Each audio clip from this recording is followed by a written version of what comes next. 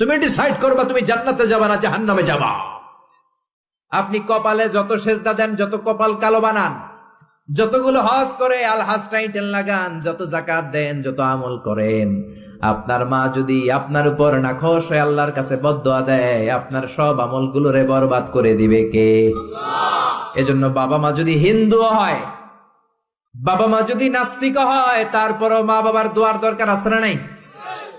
বাংলাদেশে এরকম অনেক হিন্দু ফ্যামিলি আছে, ছেলে মুফাসসিরে কোরআনের তাফসীর শুই না, মুফাসসিরের হাতে হাত রেখে কালিমা পড়ে মুসলমান। এরকম হিন্দু ছেলে আছে না নাই? কিন্তু বাবা মা মুসলমান হয় নাই। এখন বাবা মার সাথে খারাপ আচরণ করা যাবে?